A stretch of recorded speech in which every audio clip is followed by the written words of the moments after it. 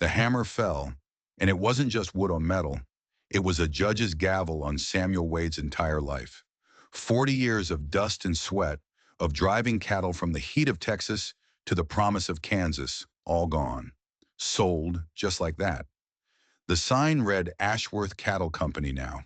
His herd, his brand, his legacy, all just another line in another man's ledger.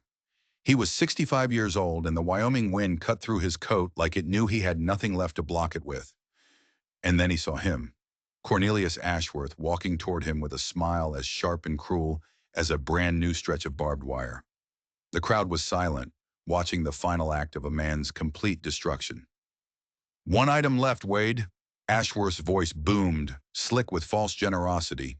He pointed a gloved finger toward the last remaining soul in the pen. A horse, an old, broken-down mare with one good eye and a limp that told a story of hard miles and harder winters. That broken-down mare of yours, Ashworth sneered. Tell you what, consider her a gift. One old horse for one old cowboy. Laughter erupted from the crowd, sharp and stinging, worse than any frostbite. But Samuel didn't hear them. He was looking at Charity, his partner, his friend. She'd been with him for 20 years, through 15 states, through blizzards and stampedes and Kiowa raids. She was 22 now, half blind, her left foreleg a constant, painful reminder of the blizzard of '82. He walked into the pen, the mud sucking at his worn-out boots. "Come on, old girl," he whispered, his voice cracking. He wrapped his arm around her neck, feeling the familiar warmth of her hide. One last trail together.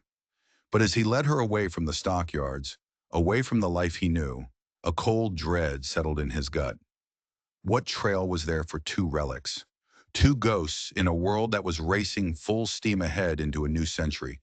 A world that had no room for old cowboys or their one-eyed horses.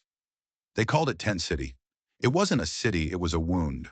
A sprawling, festering sore on the edge of Cheyenne, where the town dumped its failures. It was a graveyard of canvas and scrap wood, where broken men and forgotten families leaned against each other, trying to pretend they weren't falling down. This is where cowboys came to die. Samuel led Charity through the maze of misery, past the hollow eyes of unemployed railroad men, past miners whose lungs had given out, past widows who had nothing left but the clothes on their backs. This was the new America, and it had no use for any of them. He found a spot by Crow Creek, the water sluggish and brown. He staked down a tarp that had more holes than fabric and called it home. Charity stood patient, her breath making small clouds in the biting air. She didn't complain about the thin, muddy grass or the bitter water. She never had. He ran a hand down her neck, feeling the landscape of old scars under his fingers. "Remember that drive in '78?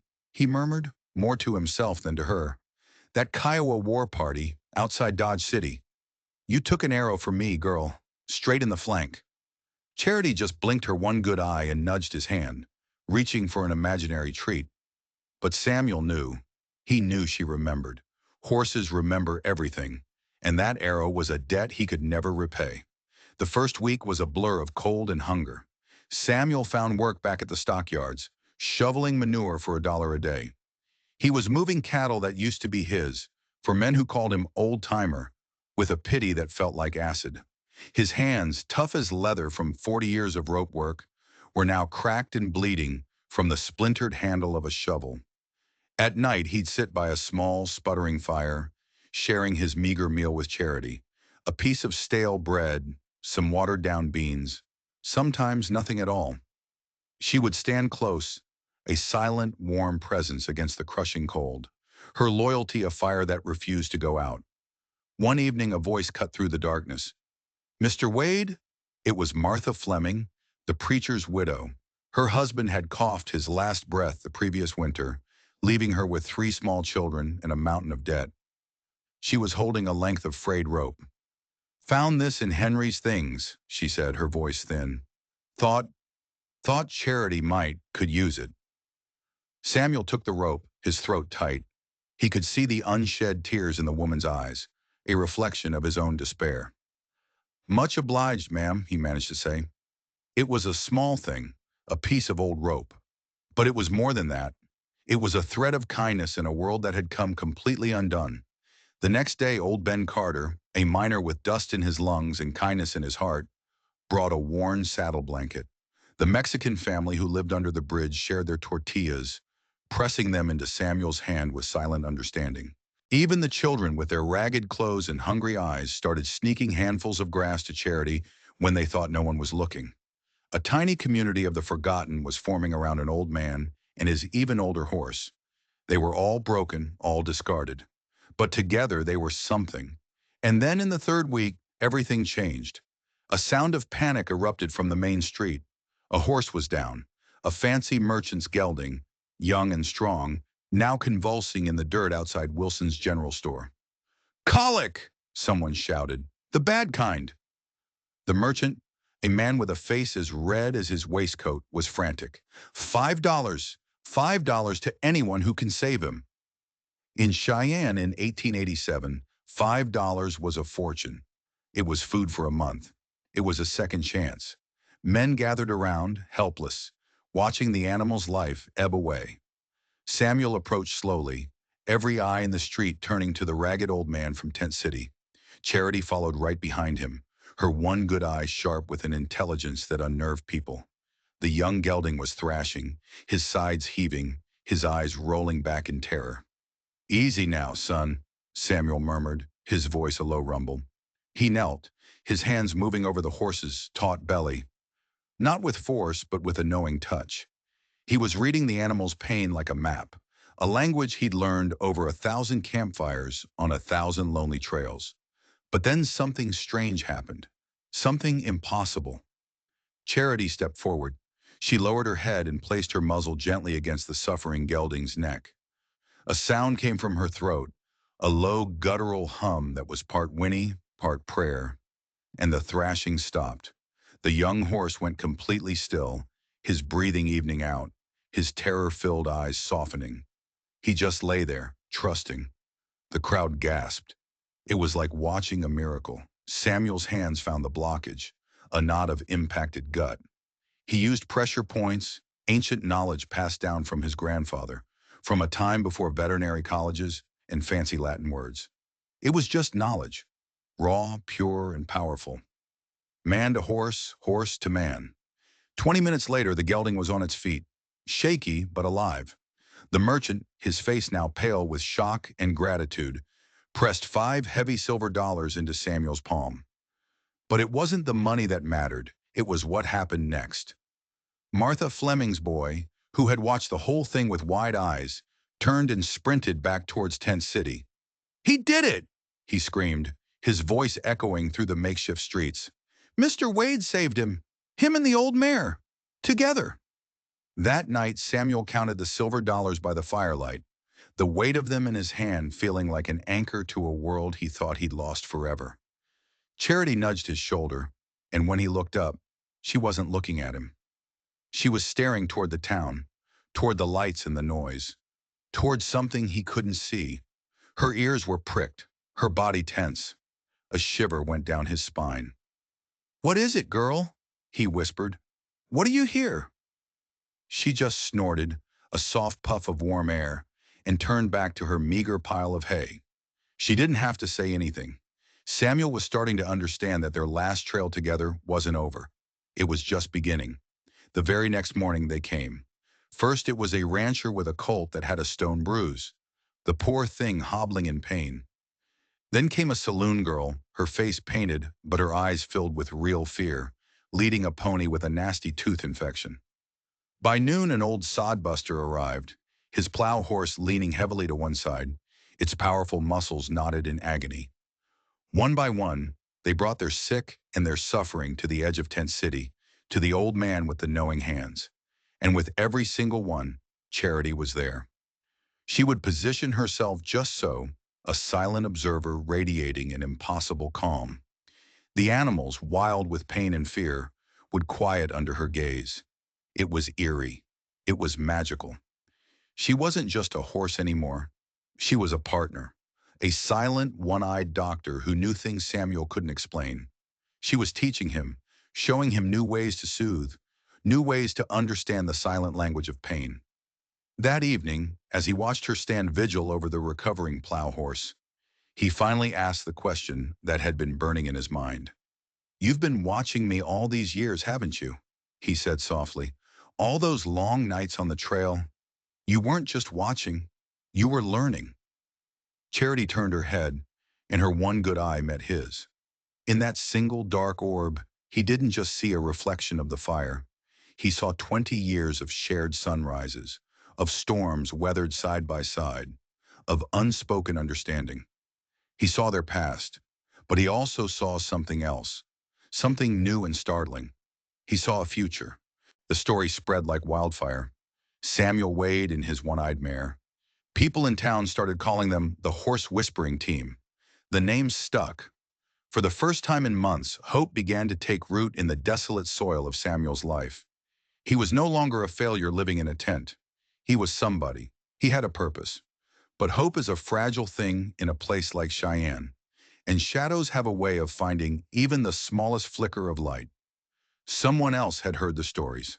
Someone who remembered exactly how Samuel Wade ended up in Tent City. Someone who wasn't about to let an old cowboy and his broken-down horse find redemption. A storm was coming, and it had a name. But it wasn't a person, not yet. It was an idea, a challenge to everything Samuel thought he knew. The storm arrived on a Tuesday morning, and it wore a riding habit and had hands that looked like they belonged to a surgeon. Her name was Dr. Margaret Whitman. She was the first and only veterinarian in the entire Wyoming Territory, a graduate of the Philadelphia School of Veterinary Medicine. She was science and progress and everything Samuel was not. He watched her from a distance as she examined the Ferguson boy's limping mare.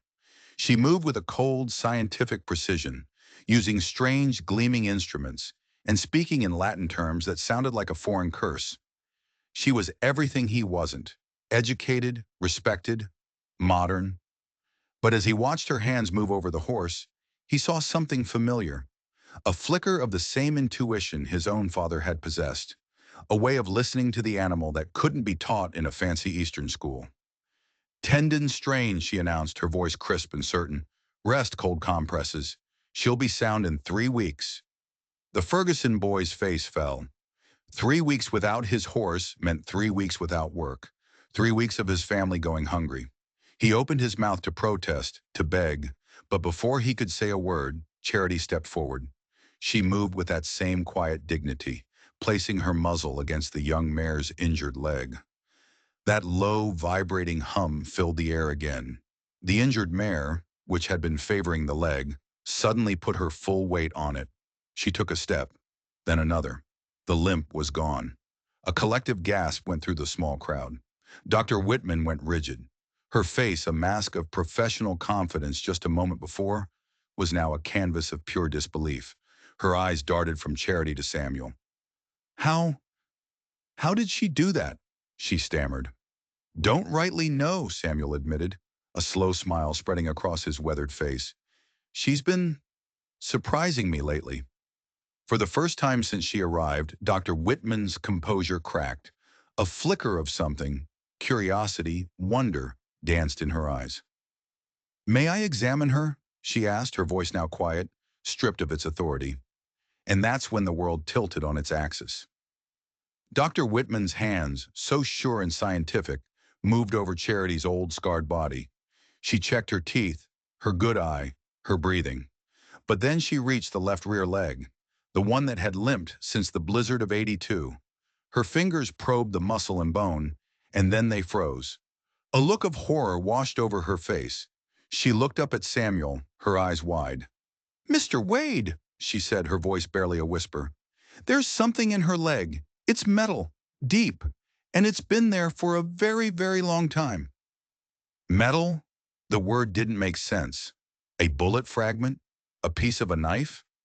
Dr. Whitman's face was grim. "It's pressing against the bone. It's the source of her chronic pain, the reason she limps. But that's not the worst of it." She took a deep breath. "If it shifts, if it moves even a fraction of an inch and severs the artery." She didn't need to finish. Samuel felt the blood drain from his face. The cold Wyoming air suddenly felt like a furnace. Charity, his partner, his healer, the one who calmed the pain in others, had been living with a ticking time bomb inside her own body. Every step she took, every time she moved to comfort another animal, could have been her last. She was a walking dead horse. "Can you fix it?" His voice was a stranger's, a dry, desperate croak. "Surgery," she said, her professional demeanor snapping back into place. "Here, now. But I can't do it alone. I need an assistant, someone who knows horses inside and out. Someone," she paused, her gaze locking onto his, "that she trusts." "Absolutely." Samuel felt like he was drowning. "I've been watching you work, Mr. Wade," she continued, her voice softening slightly. "You have something that no school can teach. You have a gift. I could use a partner." He looked from the doctor to Charity, who stood patiently, oblivious to the death sentence buried in her leg. He looked at the faces of the people from Tent City, their hope now hanging by a thread. He looked at this woman, this stranger, who was offering him both a nightmare and a dream in the same breath. "What's the catch?" he rasped. Dr. Whitman's expression was unyielding. "No catch, just reality. You'd have to learn my methods. You'd have to learn to read medical texts. You'd have to stop seeing whiskey as a solution, and you'd have to work alongside a woman in a profession that wants neither of us." She paused, letting the weight of her words sink in. "And you'll have to trust me, to cut into the only thing left in this world that you truly love." The operating table was two sawhorses and a few old planks, set up right there in the mud of Tent City. There was no anesthesia. Not in Cheyenne, not for a horse. There was only Samuel's voice, a low, steady murmur, and his hands gentle on Charity's head as Dr. Whitman's scalpel gleamed in the harsh sunlight. "Easy, girl. Easy now," he whispered, cradling her great head in his lap. He kept his eyes locked on her one good eye, watching for any flicker of unbearable pain. "We've been through worse than this. Remember that tornado outside Abilene? The time we got lost in the Badlands for a week? You got us through, girl. You always do." Charity's breathing remained steady, a testament to a trust built over 20 years. She was allowing this stranger to cut into her flesh because Samuel was telling her it was okay. Dr. Whitman worked in a focused, terrifying silence. The only sounds were the clink of her instruments and Samuel's whispered stories of their life on the trail. 20 minutes felt like an eternity. 30 minutes felt like a lifetime. Sweat dripped from Samuel's brow, freezing in the cold air. He watched Charity's eye, ready to call it off, ready to tell the doctor to stop if the pain became too much. And then Dr. Whitman grunted with effort. She held up a pair of forceps, and clamped in their jaws was a piece of twisted, dark metal. It was an arrowhead, Cheyenne by the look of it. "It's been in there at least 5 years," she breathed, her face pale. "I have no idea how she survived." The instant the metal left her body, something changed in Charity. The tension around her eye, a tightness Samuel hadn't even realized was there, vanished. Her breathing deepened. She was still. When Dr. Whitman finished the last suture and stepped back, exhausted but triumphant, Charity lifted her head. She looked at Samuel, not with the dull patience of an old horse, but with a bright, clear alertness he hadn't seen in a decade. "She's going to be fine," Dr. Whitman said, a weary smile on her face. "Better than fine. In 2 weeks, that limp will be a memory. She'll be moving like a horse half her age." But Samuel was looking past the doctor, past Charity. The small crowd that had gathered to watch the surgery hadn't left. In fact, it had grown. People were coming from all corners of Cheyenne, drawn by the incredible story that was spreading like a prairie fire. The old cowboy from Tent City and the fancy woman doctor had performed a miracle. They had saved the one-eyed mare. Before anyone could even process what had happened, Tom Harrison, the owner of the Double H Ranch, pushed through the crowd. "Wade!" he boomed. "Doc, I've got a stallion, a prize winner, been acting strange for a week. Won't eat, won't let anyone near him. If you two, if you could take a look, I'd pay anything." Before Samuel could answer, two more ranchers stepped forward, both with their own desperate stories. A week's worth of work, a month's worth. Suddenly, they weren't outcasts anymore. They were a team, Dr. Whitman looked at Samuel, her eyes shining with a newfound respect. "Partners, Mr. Wade?" she asked. He nodded, a slow, disbelieving grin spreading across his face. For the first time, the future felt real. It felt possible. But as he looked out over the hopeful faces, he felt a familiar chill run down his spine. At the very edge of the crowd, half hidden in the shadow of a wagon, a man in a fine black coat stood watching. His face was unreadable, but his eyes burned with a cold, possessive light. It was Cornelius Ashworth. He had come to see the gift he had bestowed upon Samuel, and he looked like a man who had just realized he'd thrown away a winning lottery ticket. He hadn't come to congratulate them. He had come to collect. The attack didn't come with fists or guns. Ashworth was smarter than that. His weapons were whispers and rumors, poison tipped with plausibility. He started with the banker's wife, a casual mention over tea about Samuel's past struggles with the bottle. He had a quiet word with the mayor, expressing concern about a vagrant from Tent City practicing medicine without a license. It was subtle, it was methodical, and it was devastatingly effective. Within a week, their business dried up. The Harper family called to say their lame horse seemed to be doing better on its own.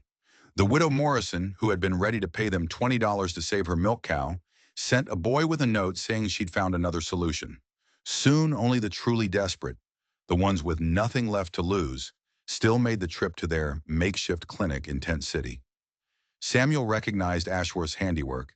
It was the slow, strangling death of 1,000 cuts, designed to hurt without leaving a single visible wound. But while their business withered, charity blossomed.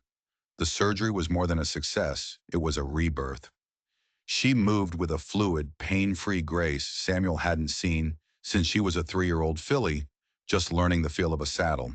And her connection with the other animals, it grew stronger, stranger. It was almost supernatural. A single touch of her muzzle could soothe a panicked stallion on the brink of violence. Her quiet presence next to a mare struggling with a difficult birth seemed to ease the labor. It was more than just calming them. Dr. Whitman watched, fascinated one evening, as Charity stood guard over a Mustang foal weak with fever. "She's not just helping them heal," she murmured, her scientific mind struggling to find the right words. She's, she's teaching them how to be calm, how to trust the process. It's like she's a professor of being a horse." Samuel chuckled, but he knew she was right. 40 years on the trail hadn't just taught Charity about rivers and mountains. It had taught her about herd dynamics, about projecting a quiet confidence that made other creatures feel safe. She was a leader, and her herd was now the sick and the broken. Then came the news that changed everything all over again. It came from Martha Fleming, who had heard it from her cousin, who worked as a cook up at the Ashworth Ranch. Texas fever. It had hit Ashworth's herd, and it was hitting them hard. 200 head of prime cattle, the best in the territory, were dying. The disease carried by ticks was spreading like a lit fuse, a death sentence with no known cure. "They're saying he's going to lose everything," Martha said, her voice a hushed whisper as they stood by the creek. "They're saying the fever could jump to the other herds. It could wipe out the whole valley." Samuel listened, a cold knot forming in his stomach. 30 years ago, he would have felt a grim satisfaction. He would have called it justice. But now he just felt tired. The thought of Ashworth being destroyed felt less like a victory and more like just another pointless tragedy in a land that specialized in them. But that night, Charity wouldn't settle. She paced the small patch of ground around their tarp, her ears pricked, her body humming with a nervous energy. She kept staring west, out into the darkness, toward Ashworth's land. Every few minutes, she would stop and look back at Samuel, her one good eye burning with an intensity that made his skin crawl. It was the same look she used to get on the trail, right before a stampede, right before a lightning strike. It was the look that said, "Danger ahead." "What is it, girl?" he asked, his voice low. "What are you hearing out there?" Charity walked to the very edge of their small camp. She stopped, looked back at him pointedly, and then took a deliberate step west. The message was as clear as if she had spoken it aloud. "We have to go there." "Charity, no," Samuel said, his voice pleading. "That man, he humiliated us. He tried to ruin us again. Why in God's name would we help him? But even as the words left his mouth, he knew the answer. Because a disease like Texas fever didn't care about property lines or old grudges. If it broke containment from the Ashworth Ranch, it would sweep through the valley and kill everything in its path.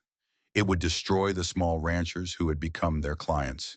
It would destroy the families in Tent City who depended on the cattle economy. It would destroy them all. Just as he was wrestling with the impossible choice, Dr. Whitman appeared out of the darkness, a lantern in her hand. Her face was set. "You're going to help him," she said. It wasn't a question. "Charity thinks we should," Samuel said, his voice filled with resignation as he began to saddle the mare. "And she's been right about most things for a lot longer than I've been wrong about them." Dr. Whitman didn't argue. Instead, she handed him a heavy leather case. "Quinine," she said. "The new research says it can work on Texas fever, but the dosage has to be exact. Too little, and it does nothing. Too much, and you'll kill them faster than the disease." He looked at her, surprised. "You're not coming." "Ashworth will never accept help from a woman veterinarian," she said, her voice laced with bitterness. "But you're a cowboy. He might hate you, but he understands you. Maybe eventually he'll listen." She placed a hand on his arm, her grip surprisingly strong. "Samuel," she said, her voice low and urgent, "be careful. Men like Cornelius Ashworth, they don't like being saved, especially by the people they've tried to destroy." The ride to the Ashworth Ranch was 4 hours through a landscape of ghosts. Every hill, every creek held a memory for Samuel. But tonight, it all felt different. Charity moved with a relentless, driving purpose, her newly healed leg carrying her over the rough terrain with a strength that defied her age. She was a horse on a mission. They arrived just after midnight, and the scene was worse than he could have imagined. It was chaos. Lantern light cut crazily through the darkness as desperate cowboys ran between the corrals. The air was thick with the stench of sickness and death. And in the middle of it all stood Cornelius Ashworth, his shoulders slumped, looking like a king watching his kingdom burn to the ground. Samuel dismounted, the silence of his arrival a stark contrast to the panic around him. He walked toward the nearest pen of sick cattle, and without a word opened Dr. Whitman's case and began measuring out the quinine.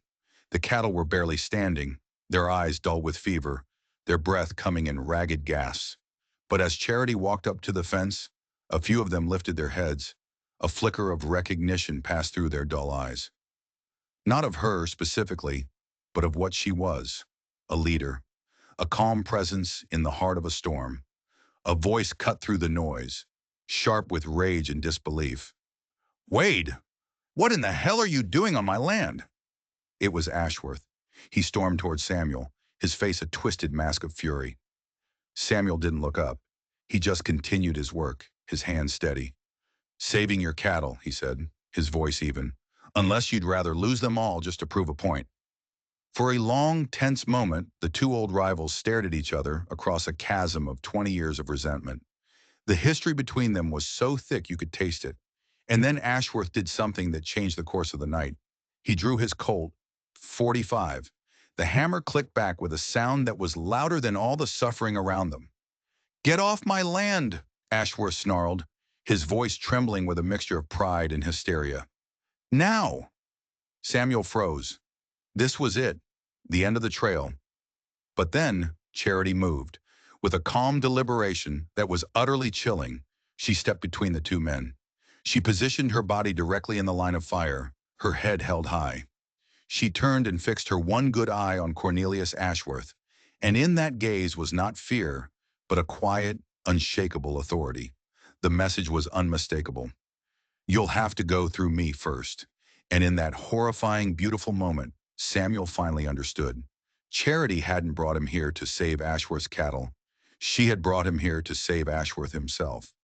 The standoff felt like it lasted 100 years. Time slowed down, the frantic sounds of the dying ranch fading into a dull roar. There was only the gun, the two old men, and the one-eyed horse standing between them. Ashworth's hand was trembling. The barrel of the Colt wavered. Samuel could see the war raging in the other man's eyes. A lifetime of frontier pride battling against the terrifying realization that his entire world was turning to ash right before his eyes. "Move the horse, Wade," Ashworth said, his voice strained. "Can't do that, Cornelius," Samuel replied, his own voice unnervingly calm. "She makes her own decisions. Always has." Charity didn't flinch. She just stood there, a living statue of defiance and grace. Her scarred hide was a testament to survival. Her steady breathing was a declaration that she was not afraid of one more fight in a life full of them. Slowly, painstakingly, Ashworth lowered the gun. The tension broke. He looked defeated, shrunken. "Why?" he whispered, his voice cracking like a boy's. "After everything I did to you, why are you here?" Samuel looked at the dying cattle, at the ruin of his enemy's empire. Then he looked back at Ashworth. "Because some things are bigger than us," he said. "Because this fever will destroy the whole valley. And because she knew it, even if we didn't."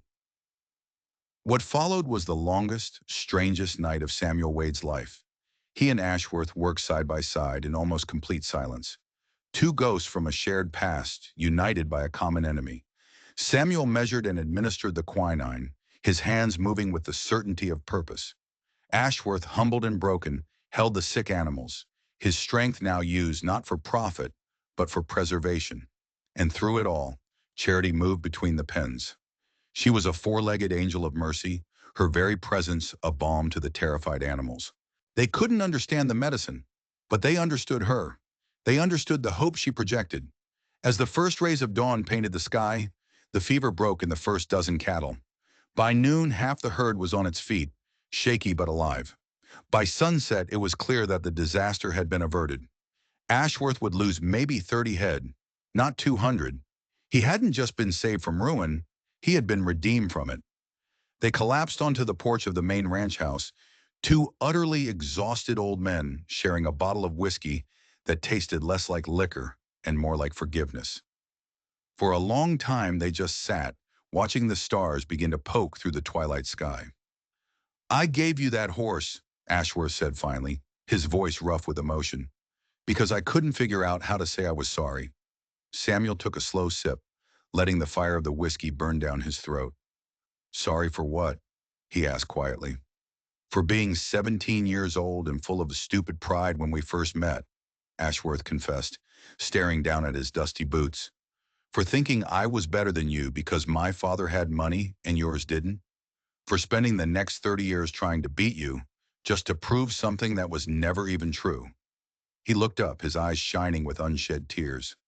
"You were the best damn trail boss I ever rode with, Sam. The best friend I ever had, until I let my pride turn me into something ugly." The confession hung in the cool night air, raw and honest. Samuel looked out at the corral, where Charity was grazing peacefully, her movements fluid and pain-free for the first time in years. "She knew," Samuel said, a sense of awe in his voice. "Somehow she knew we both needed this night to happen." Ashworth let out a short, bitter laugh. "Smart horse. Always was smarter than her owners." They drank in silence for another few minutes, the weight of decades lifting between them. Finally, Ashworth reached into his coat and pulled out a heavy leather pouch, tossing it to Samuel. "Payment," he said, "for veterinary services. And don't you dare argue. You and that doctor saved my ranch." Samuel hefted the pouch.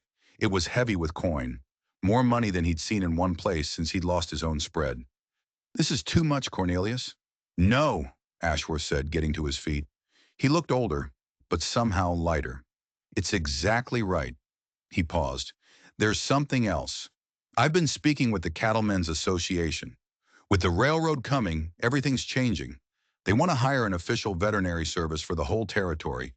Someone who understands the new science, but also the old ways." He looked Samuel straight in the eye. "Interested?"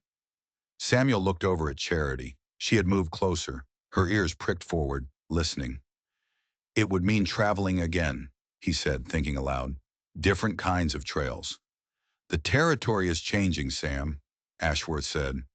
"But there will always be a need for people who understand animals. People who can bridge the gap between what was and what's coming."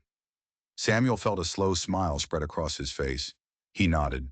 I'll have to talk it over with my partners. Ashworth raised an eyebrow. Dr. Whitman, of course. The association wants her too. Her too, Samuel agreed. But I meant Charity.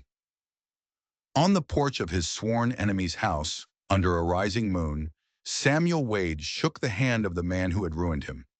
They weren't friends. Too much water, too much blood had passed under that bridge. But they weren't enemies anymore either. They were something else, something new. Survivors. The ride home was different. The land didn't feel haunted anymore. It felt full of promise. Charity's stride was strong and sure, carrying them not away from a failed past, but toward an unimagined future. As they neared the collection of tarps and tents that had been their sanctuary, he saw a light. Dr. Whitman was waiting for them, a lantern held high, a beacon in the darkness. How did it go? She asked, her eyes searching his face for the story. He swung down from the saddle, his body aching, but his spirit soaring. He handed her the heavy leather pouch. We're in business, doctor, he said, a grin splitting his face. Official like. She opened the pouch, and a soft whistle escaped her lips as she saw the glint of gold and silver. My God, Samuel, she breathed. This is enough. Enough to rent a proper office in town. Enough to buy real equipment. Maybe even enough to hire an assistant. Samuel ran a hand along Charity's neck, feeling the steady, strong pulse of life beneath her skin. Already got an assistant, he said. He looked at the brilliant woman beside him and the incredible horse who had saved them all. Two of them, actually. The three of them stood there in the circle of lamplight, an unlikely partnership forged in failure and fire. An old cowboy, a pioneer doctor, and a one-eyed mare. Around them, Tent City slept, a place of broken dreams. But for them, tomorrow was no longer a threat. It was a promise. If this story of an unbreakable bond moved you, don't forget to like and subscribe, because there are 1,000 more stories like this one waiting to be told from the heart of the American West.